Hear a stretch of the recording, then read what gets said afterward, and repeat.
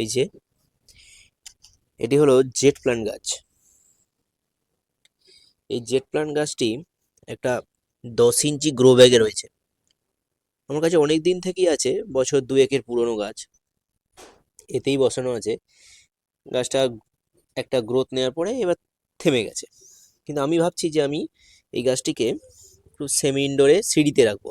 তার জন্য এই টবটিতে আমি এই গাছটিকে রিপোর্ট করব। তো তার জন্য আমি প্রথম গাছটিকে খুলে নেব, এই জায়গা থেকে খুলে নেব। এবার কথা হচ্ছে, এটাও 10 ইঞ্চি টব হলেও এর নিচ দিকটা একটু সরু টাইপের, দেখি বোঝা যাচ্ছে নিচ দিকটা একটু সরু, তার ফলে এইটা ঢুকবে না। আমি দেখাচ্ছি। প্রথমে গাছটিকে কেটে নিই।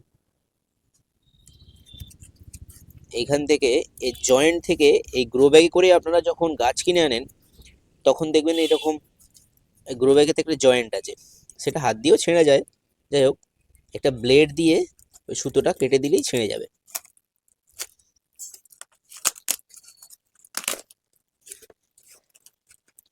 এই ছেড়ে গেল একদিকটা।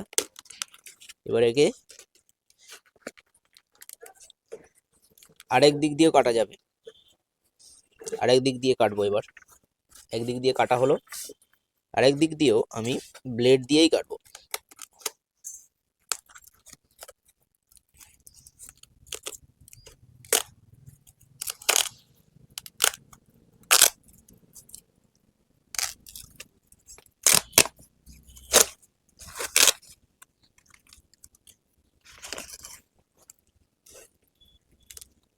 দুদিক দিয়ে কাটলাম, তার কারণ হলো গাছটির গোড়াটা যাতে কম ড্যামেজ হয়। যদিও আমাকে কাটতেই হবে, যাই হোক তাও হোক। এরকম সবসময় গাছকে যখন নার্সারি থেকে কিনে এনে বসাবেন তখন এরকম দুদিক থেকে কেটে বসাবেন, যাতে গাছের গোড়ার কম ক্ষতি হয়।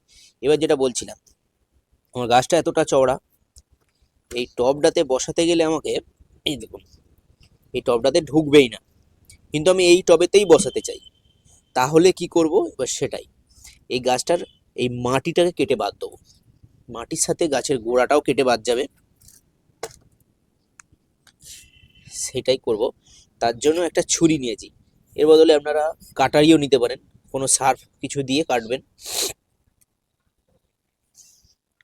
তো আমি সাইড দিয়ে এটা কাটবো।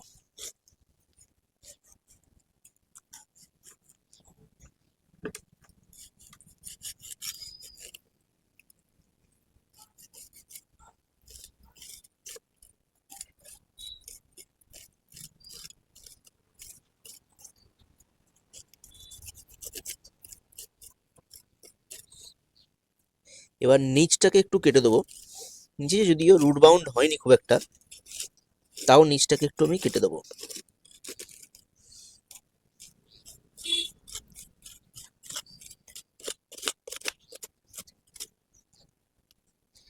এবার একদিকটা কাটলাম, আর তার বিপরীত দিকটাও কাটবো।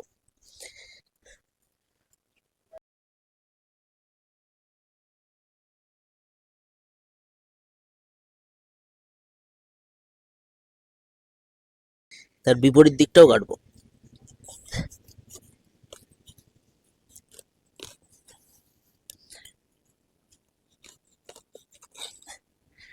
এটা যেহেতু জেট প্ল্যান্ট গাছ, এই গাছ মরার খুব একটা ভয় নেই, তো তার ফলে এটা গোড়াটা বেশি কেটে গেলেও খুব একটা ভয় নেই। এবার এদিকটাও একটু কাটবো।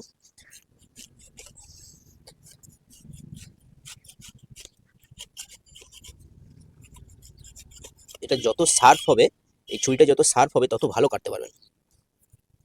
এবার এই দিকটা কাটবো।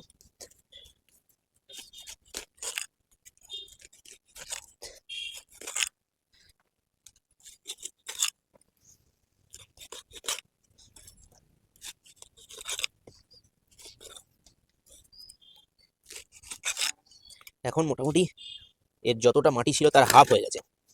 এবার এতে ঢুকিয়ে দেখবো আমার পরিমাণ মতো হয়েছে কিনা। না হয়নি, তাহলে আমাকে আরো কাটতে হবে। মানে ভালোভাবে ঢুকে গিয়েও সাইড দিয়ে মাটি দিতে পারবো ততটাই কাটবো। আর এই কাজটা আপনারা গরমকালে করবেন না, প্রচণ্ড গরমের মধ্যে গাছের ক্ষতি হতে পারে বেশি, আর গরমকালে করবেন না। শীতকালে এখন যেমন এটা জানুয়ারি মাস চলছে, জানুয়ারি মাসে 15 তারিখ, জানুয়ারি মাসে 15 তারিখে আপনারা করতে পারেন। বর্ষাকালে তো খুবই ভালো, বর্ষাকালে করাই সবচেয়ে ভালো।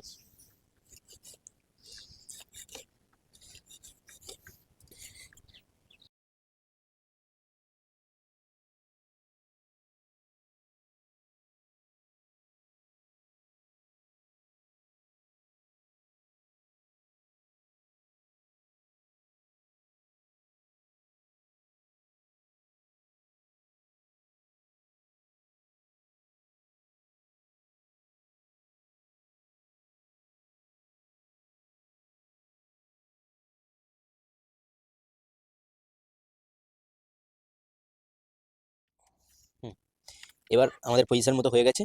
এবার আমরা এটাকে বসাবো। তো এই পুরো মাটিটাকে, এই পুরো পুরোনো মাটিটাকে আমরা সরিয়ে দেবো। পুরো পুরোনো মাটিটাকে আমি সরিয়ে দিলাম, দিয়ে এই নতুন মাটিটা নেব। এই মাটিটা হচ্ছে বেলে দোআঁশ মাটি, মানে এতে বালির ভাগটা বেশ আছে, বালি টাইপের মাটি। আমি কি ভাগ নিচ্ছি এবার বলে দিই। এই গাছটাকে আমি রাখবো মোটামুটি সেমি ইনডোর কন্ডিশনে, সিঁড়িতে রাখবো, সিঁড়িতে বা ছাদে ওঠার মুখে যে সিঁড়িতে আমি রাখবো।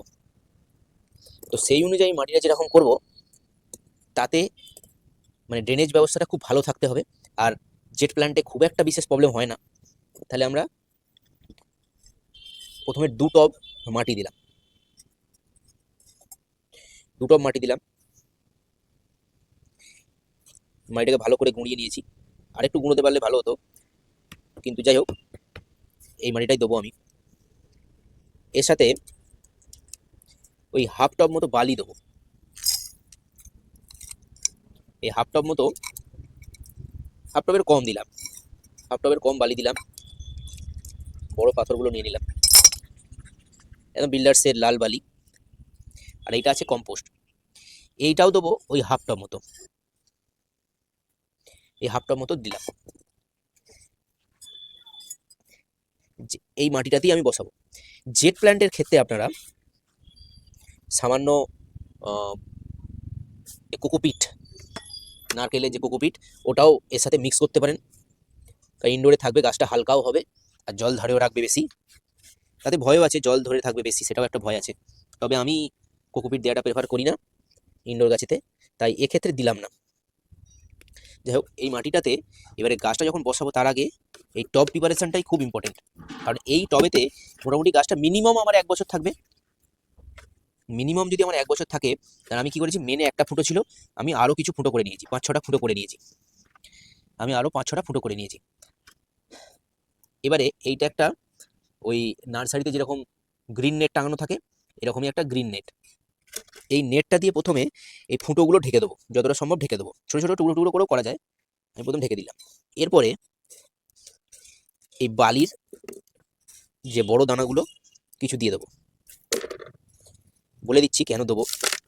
এই বালির বড় দানা কিছু দিয়ে তার উপরে বালি দিয়ে ভর্তি করে দেবো, দিয়ে মোটামুটি 1 থেকে 1.5 গাঁট, মানে 1 ইঞ্চি 1/2 ইঞ্চি মতো একটা বালির লেয়ার করে দেবো। ইনডোর গাছ বসানোর ক্ষেত্রে ভালোভাবে গাছ যাতে জলটাকে বের করে দেয়, সেই জন্য এই বালির লেয়ারটা দিতে হয়, যাতে করে জলটা মাটি থেকে ডাইরেক্ট বালির মাধ্যমে এই জলটা বেরিয়ে যেতে পারবে। এতে করে অনেক সুবিধা হয়। ডাইরেক্ট মাটি বসালে সেই লাস্টে গোড়াটা গিয়ে জ্যাম করে দেয় মাটিতে, তখন জল বেরোতে অসুবিধা হয়, গাছটা জল বসে মারাও যায়। এবার আমি মাটি দেবো, মাটি দেবো সামান্য চেপে দিলাম, দিয়ে এবার এই গাছটাকে আমি বসাবো। দেখবো হ্যাঁ মাটিতে পেয়ে গেছে, ভালো পজিশনেও এসে গেছে। আরেকটু আমি তুলে বসাবো ভাবছি গাছটাকে, তার জন্য আরেকটু মাটি দিয়ে দিলাম।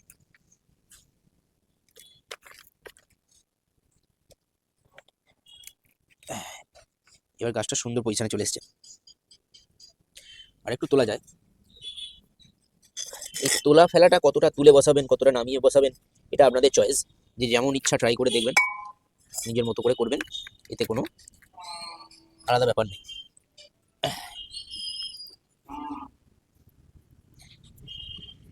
বসালাম, এবারে সাইড দিয়ে আমি মাটি দিয়ে ভর্তি করে দেবো।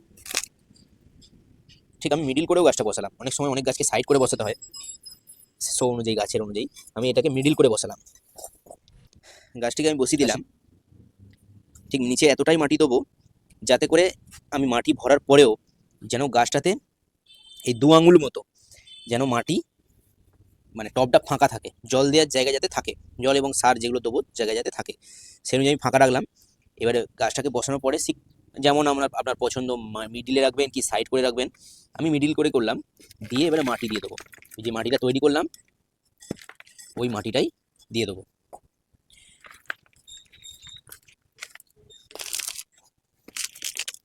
এদিক দিয়েও দেবো।